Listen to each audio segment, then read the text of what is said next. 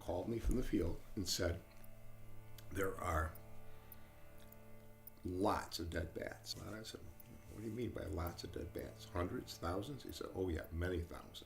Wow. So there are bats dead on every rock that's sticking out of the water.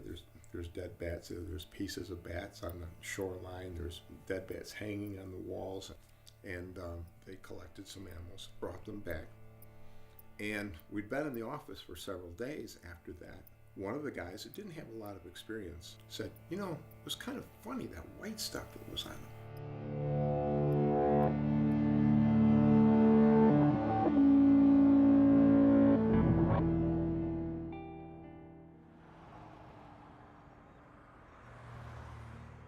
I have a confession. I never cared about bats. Instead, they were always just there. I never gave them a second thought. What I did care about, though, were caves. As a recreational caver, I would love nothing more than to spend a weekend underground exploring the karst landforms. But that all changed. One day, all the caves were closed off. I heard murmurings that it was because of some disease that was killing all the bats. White nose syndrome, they called it. Frankly, I didn't care. All that mattered to me was because the bats were dying, my caving days were over. Maybe it was my natural curiosity, or just my stubborn streak, but I wanted to know why the bats were dying and when I could get back underground. With camera in hand, I left Montana to travel across country to meet with those who are dealing with this disease, to try to figure out what is going on with the bats and what that means for us.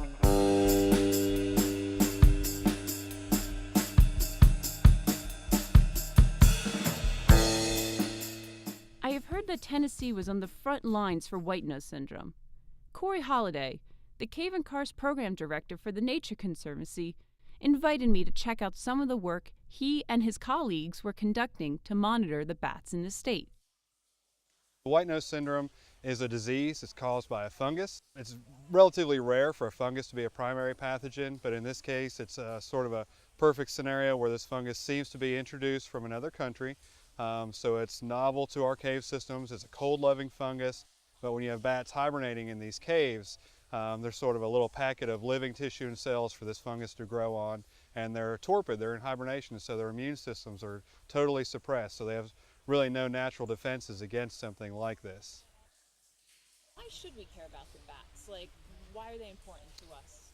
Bats are the primary predator of night-flying insects, so it's a lot of moths, beetles, mosquitoes, things of that nature. And just here in Tennessee, we're not a relatively large agricultural state, but agriculture alone, they estimate about $313 million a year are the value of bats to humans. The sort of unfortunate thing is white nose syndrome is still very new. We're still struggling to learn more about it, find ways to combat it. So far, we don't really have anything, and it is still spreading and still killing bats at large, immense rates.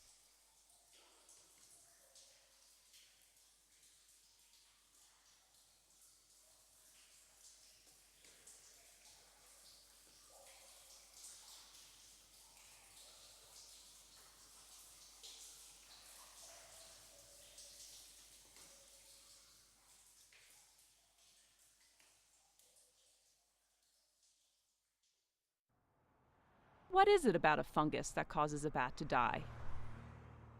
I traveled to meet with Paul Cryan, a research biologist with the U.S. Geological Survey based in Colorado. Paul has been helping with the white nose response since the disease first emerged.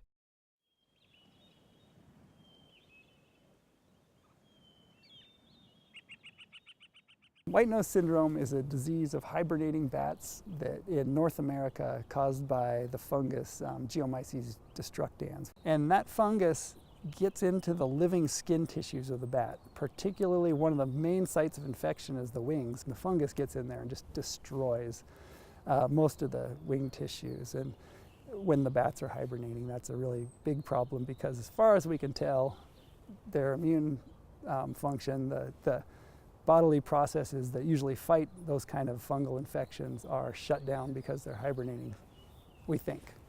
It's a big question still. Rolling? All right, sound speeds? Very cool. So yeah, what are your thoughts on bats in general? They're kind of scary. I have some around my house, and they come out obviously only when it's dark. And sometimes they've flown into my house. That's even scarier. I don't really care about bats. I don't think about them very often. My name's Kai, and I think bats are kind of scary because once I saw a picture of them and it was kind of scary.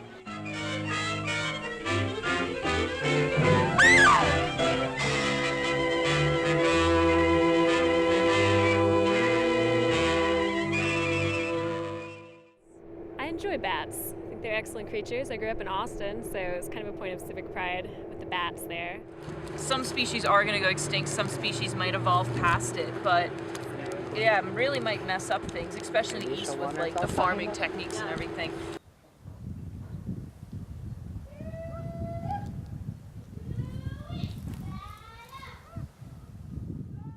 I'm Leo Neal with Radical Roots Community Farm, and we're a certified naturally grown farm that grows vegetables and herbs. So we'll be in a certified naturally grown farm that uses all organic techniques. It's really important to have things that are eating the pests because there's so much life on the farm. So having bats really is one of our strategies. I mean, having beneficial insects and bats being one of those is one huge strategy to keep plants healthy. I think that bats are definitely important to an organic farm's mission and really any farmer's mission if they think about it for a little bit. So I think that it'll be hard to grow food, period, because you need them for pollination. And so to get that tomato plant to produce fruit, they're not going to produce it. And I know that we might try to figure out other ways, but it's not going to be as effective and as magical as the way that nature intended.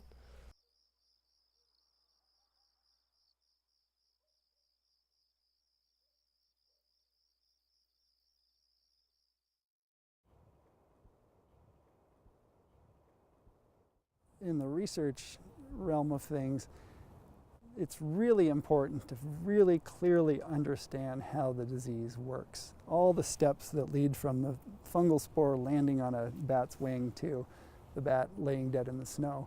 Somewhere in there, there may be a sort of link in the chain that's weak enough that we might be able to break this chain of that leads to mortality, and that offers hope for me.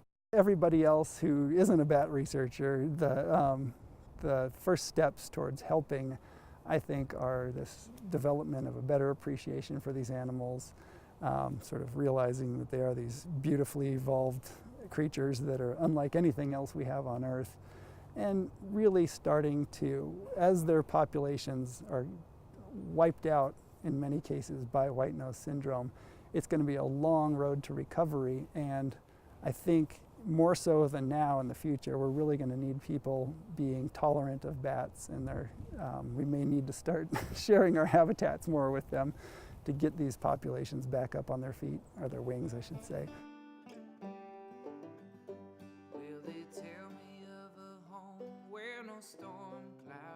I used to believe I was completely disconnected from bats.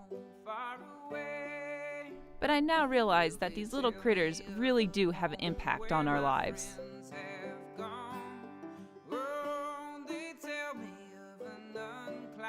They are not some secondary fixture in a cave, but rather truly fascinating creatures.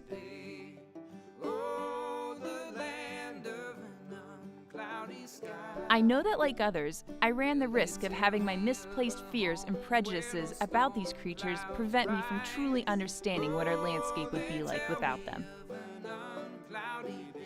Though white nose syndrome is a tenacious disease, I now see there is hope in the contribution of passionate individuals coming together to give the bats a fighting chance.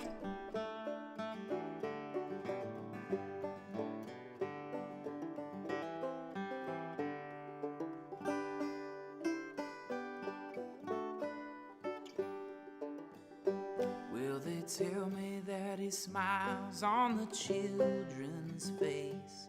Smiles drive the sorrows away, and And they tell me that the fear never comes again.